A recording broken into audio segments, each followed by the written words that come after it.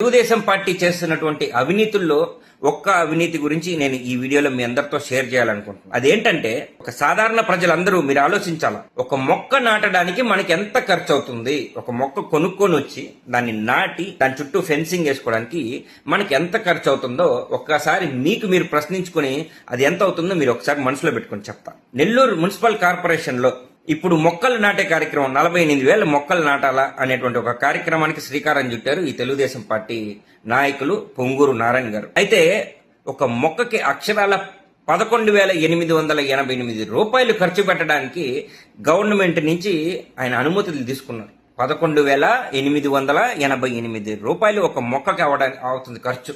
ఏంది గతంలో వైఎస్ఆర్సీపీ ప్రభుత్వంలో ఉన్నప్పుడు నెల్లూరు మున్సిపల్ కార్పొరేషన్ ఖర్చు పెట్టింది కేవలం 750 రూపాయలే కదా. మరి ఈ రోజు ఎందుకు 11,888 రూపాయలు అని అంటే, అది కూడా ఆయన పార్టీ కార్యకర్తలకి, ఆయన పార్టీ నాయకులకి లబ్ధి చేకూర్చడం కోసం, వాళ్ళ కార్యకర్తలందరికీ లాభాలు చేకూర్చడం కోసం ఈ విధంగా కార్పొరేషన్ సొమ్మును తీసుకెళ్లి అత్త సొమ్ము అల్లుడు దానం చేసినట్టు ఈ రోజు దానం చేసేటువంటి అవినీతి కార్యక్రమం నెల్లూరు సిటీలో జరుగుతుంది. ఇవన్నీ కూడా ఆధారాలతో పాటు నెల్లూరు సిటీ ఇన్ఛార్జ్ పర్వతిరెడ్డి చంద్రశేఖర్ రెడ్డి గారు అన్ని ఆధారాలు చేతిలో పట్టుకుని నిన్న ప్రెస్ మీట్ పెట్టడం కూడా జరిగింది. మరి ఎందుకు ఇంత ఖర్చు అవుతుంది? ఒక మొక్క సరే, అవి ఏమైనా కాస్ట్లీ మొక్కలేమో, ప్రజలకు ఇంకా ఎక్కువ ఆక్సిజన్ అందిస్తాయేమో, ప్రజలకు ఎక్కువ నీడనిస్తాయేమో అని ఆలోచిస్తే సేమ్ టు సేమ్ ఆ మొక్క కూడా ఏంటంటే, ఆ కోనోకార్పరస్ అనే ఒక మొక్క ఉండింది ఇంతకుముందు, మనం నిషేధించామా మన ఇండియాలో, అటువంటి జాతికి సంబంధించినటువంటి ఒక మొక్క.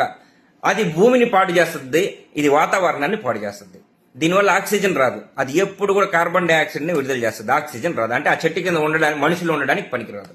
సరే, మనిషికి ఉండడానికి పనికిరాదు, అదేమన్నా పెద్ద వృక్షమై నీడనేస్తుందా అంటే అది కూడా 4 పూలు పోస్తుంది అంట సంవత్సరానికి. ఏది అంటే రోడ్లు అందంగా కనిపిస్తే సరిపోతుందా, 4 పూలతో కనిపిస్తే సరిపోతుందా అని నేను అడుగుతున్నా. ఖర్చు పెట్టినప్పుడు ఆ ఖర్చుకు తగ్గ ప్రతిఫలం ఉండాలి. ఇప్పుడు నారాయణ గారు ఆలోచించేది ఏంటంటే, ఆ ఖర్చుకు తగ్గ ప్రతిఫలం వాళ్ళ పార్టీ నాయకులు, వాళ్ళ పార్టీ క్యాడర్ సంతోషంగా కడుపులు నింపుకొని ఉంటే చాలు. ప్రజల డబ్బు, ప్రజల సొమ్ము ఎటుపోయినా పర్వాలా, కార్పొరేషన్ నిధులు ఎటుపోయినా పర్వాలా. ఇప్పుడు దాన్ని ప్రశ్నించిన దాన్ని చంద్రశేఖర్ గారు ప్రశ్నించిన దానికి సమాధానం చెప్పాల్సినటువంటి బాధ్యత నెల్లూరు సిటీ ఎమ్మెల్యే పొంగూరు నారాయణ గారి మీద ఉంది.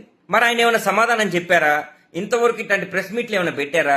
లేదంటే ప్రజల్లో తిరిగి ప్రజల కష్టాలు సుఖాలు ఏమైనా తెలుసుకుంటున్నారా అంటే అది ఎన్నడూ జరగల. ఈ 2 సంవత్సరాల్లో ఆయన ప్రజల్లో తిరిగినటువంటి పాపాన కూడా పోలా.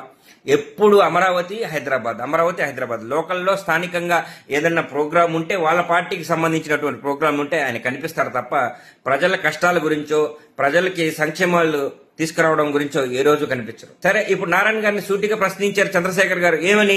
ఈ విధంగా ప్రజా సొమ్ము వృధా చేస్తే చూస్తూ కూర్చోము, ఈ విధంగా కార్పొరేషన్ కి వచ్చినటువంటి నిధుల్ని తప్పుదారి పట్టించొద్దు. గత ప్రభుత్వంలో మేము 750 రూపాయలు ఖర్చు పెట్టాము, ఇప్పుడు ఎందుకు 12,000 రూపాయల దాకా మీరు ఖర్చు పెడుతున్నారు? అది కూడా మొక్కలు, పనికిరానటువంటి మొక్కల్ని ఎందుకు నాటుతున్నారు? దానికి ఎందుకు అంత ఖర్చు? దాన్ని ఏమైనా మంచి ప్రదేశంలో నాటుతున్నారా అంటే అది కూడా మళ్ళీ పైన కరెంటు తీగలు ఉంటాయి, కింద మొక్కలు ఉంటాయి.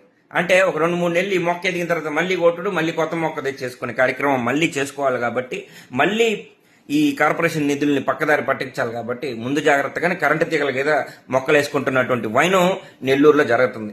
దీన్ని ప్రశ్నించినప్పుడు ఆయన సమాధానం చెప్పరు. అక్కడ స్థానికంగా ఉన్నటువంటి తెలుగుదేశం పార్టీ నాయకులు రూప్ కుమార్ యాదవ్ గారు వచ్చేస్తారు అన్నిటికీ ముందు. ఆయన సమాధానం చెప్పేది తక్కువ, అరిసరిసి మాట్లాడేది ఎక్కువ. సమాధానం చెప్పేది ఏమో తక్కువ, అరిసరిసి మాట్లాడతారు అక్కడ ఉన్నటువంటి మీడియా మిత్రుల ముందు. అంటే అరిచి మాట్లాడితే ఈ వాళ్ళు సృష్టించినటువంటి అబద్ధాలన్నీ నిజాలైపోతాయని నేను అడుగుతున్నా. ఇప్పుడు ఒక అబద్ధాన్ని అరిచి నిజం మాట్లాడితే అది నిజమైపోతుందా అని నేను డైరెక్ట్ గా రూప్ కుమార్ యాదవ్ గారిని అడుగుతున్నా. ఇప్పుడు దానికి సమాధానం చెప్పాల్సినటువంటి బాధ్యత ఎవరిది? నారాయణ గారిది. ఆయనేమో అత్త సొమ్ము అల్లుడు దానం చేసుకుంటున్నట్టు ఈ విధంగా కార్పొరేషన్ నిధులన్నిటిని తీసుకెళ్లిపోతే, మీరేమో గుమ్మడికాయలు దమ్ము ఎవరు బాబు అంటే భుజాలు దౌడుకుంటా మీరెందుకు సార్ వస్తారు ముందుకి అని నేను అడుగుతున్నా. ప్రజల సొమ్ము వృధా చేయొద్దు. పేద ప్రజల రక్తం ఒక్కొక్కరు పన్నులు కట్టలేనటువంటి పరిస్థితుల్లో కూడా మీ ప్రభుత్వం వచ్చిన తర్వాత గట్టిగా అడగడం వల్ల భయపెట్టి, భయప్రాంతాలకు గురి చేసి, ఎలాగోలాగా పన్నులు వసూలు చేసి దాన్ని ఒక మంచి సేవా కార్యక్రమాల కింద, లేదంటే మంచి సంక్షేమ పథకాల కింద ప్రజలకు ఉపయోగపడే విధంగా చేసుంటే ప్రజలు హర్షించేవాళ్ళు ఖచ్చితంగా. తర్వాత ఈ నారాయణ గారు తీసుకొచ్చినటువంటి కొత్త రూల్ ఎట్లా ఉంటుందంటే, కొత్త ఒరవడి. ఈ విధంగా కార్పొరేషన్ నిధులు వాళ్ళ స్థాయి వాళ్ళ కార్యకర్తలందరికీ కూడా ఆయన ఒక కోటి రూపాయలు పంచేయచ్చు. కానీ అటువంటి ధర్మదాత అయితే కాదు. పిల్లికి కూడా భిక్షం పెట్టినటువంటి వ్యక్తి మన పొంగూరు నారాయణ గారు. అటువంటి వ్యక్తి ఆయనకి ఎమ్మెల్యే టికెట్ ఎందుకు ఇచ్చారు, ఆయన ఎందుకు మంత్రిని చేశారు అని అంటే, ఆయనలో ప్రజా పోరాటాలు చేసినటువంటి వ్యక్తి కాదు, లేదంటే వాళ్ళ తాత ముత్తాతలు ఏమైనా స్వతంత్ర సమరయోధంలో పాల్గొన్నటువంటి వ్యక్తులు కాదు. కేవలం వాళ్ళ దగ్గర ఉన్నటువంటి డబ్బే ఆ తెలుగుదేశం పార్టీ వాళ్ళని క్యాప్చర్ చేసుకుంది. ఈయన్ని కానీ పెమ్మసాని చంద్రశేఖర్ గారిని కానీ వీళ్ళందరినీ ఎందుకు క్యాప్చర్ చేసుకుంది? వాళ్ళ దగ్గర ఉన్న డబ్బు పార్టీ ఫండ్ కిందనో లేదంటే ఎలక్షన్ ఫండ్ కిందనో చంద్రబాబు నాయుడు గారు వాడుకోవడం, వాళ్ళకి తిరిగి డబ్బులు ఇవ్వకపోగా ఇట్లాంటి కార్యక్రమాలు మీరు యథేచ్ఛగా చేసుకోండి, అవినీతులు చేసుకోండి, దాంట్లో ఎంత సంపాదించుకుంటారో సంపాదించుకోండి, కార్యకర్తలకు దోచిపెట్టేయండి అనే గైడ్ లైన్స్ పైనుంచి పంపిస్తే కింద వీళ్ళు ఆచరిస్తారు. నష్టపోయేది ఎవరు? పేద ప్రజలు, మధ్యతరగతి కుటుంబాల వాళ్ళు. వీళ్ళు భారీగా నష్టపోతారు. దీనివల్ల పన్నుల భారం పెరగతానే ఉంటాయి, ఇంకా కడతానే ఉండాలా. మనం బాగుపడేది ఎప్పుడురా అంటే ఇటువంటి ప్రభుత్వం, తెలుగుదేశం పార్టీ లాంటి ప్రభుత్వం ఉంటే మనం ఎప్పటికీ బాగుపడేటువంటి దాఖలాలు లేవు. అందరూ ప్రజలు కూడా ఆలోచించాలా. గత ప్రభుత్వం 750 రూపాయలకి మొక్కలు నాటే కార్యక్రమాన్ని చేపడితే వీళ్ళు దాదాపు 11,888 అంటే ఓవరాల్ గా వీళ్ళు 48,000 మొక్కలు నాటాలా. దానికి 57 కోట్లు పైచీలకు డబ్బుని, అంటే ఉండేటువంటి 28 డివిజన్లకు గాను ప్రతి ఒక్క డివిజన్ కి వాళ్ళ కార్యకర్తలందరూ కూడా దాదాపు 2 కోట్ల రూపాయలు వాళ్ళందరికీ చేరాల. అప్పుడు వీళ్ళకి సంతోషం. ప్రజా డబ్బుని ప్రజా సొమ్ముని తీసుకెళ్లి వాళ్ళకి పంచిపెట్టాలి. వాళ్ళ కోసం కష్టపడ్డానికి వాళ్ళ సొమ్ముని ఇవ్వరోళ్ళు. అదేవిధంగా ఏదో స్మార్ట్ ఫుడ్, ఏదో స్మార్ట్ సిటీ ఏదో అది కూడా కట్టారు. అయితే మహాదారుణం 8 కోట్ల ఖర్చుతో ఈ ఇనప కంటైనర్లు కొనుక్కొచ్చారు. కంటైనర్లు ఉంటాయి కదా, పాడైపోయిన కంటైనర్. ఆ కంటైనర్లు కొనుక్కొచ్చి అక్కడ పెట్టి ఒక్కొక్క కంటైనర్లు 2 షాపులుగా మార్చి దానికి పెయింట్లు పూసేసి దాన్ని మున్సిపల్ కార్పొరేషన్ అక్కడ కూడా బైక్ పార్కింగ్ డబ్బులు వసూలు చేస్తా. అంటే ఆడెవరైనా తినడానికి ఒక 10 రూపాయలు పెట్టి ఒక సమోసా కొనడానికి వచ్చి బైక్ పార్క్ చేసినా ముందు 10 రూపాయలు బండికి కట్టాలి ఇక్కడ పార్కింగ్ ఫీజు.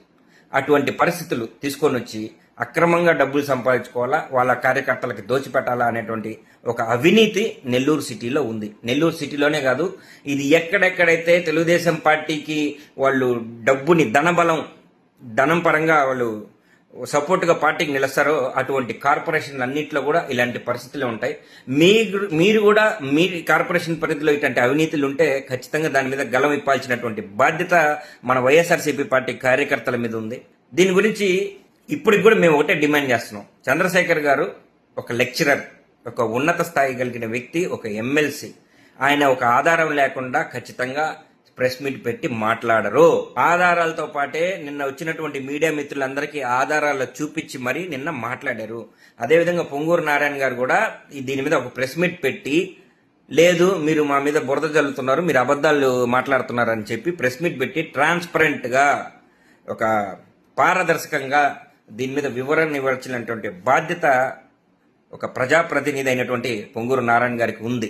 ఒక మొక్క నాటడానికి మనకి ఎంత ఖర్చు అవుతుంది? ఒక మొక్క కొనుక్కొని వచ్చి దాన్ని నాటి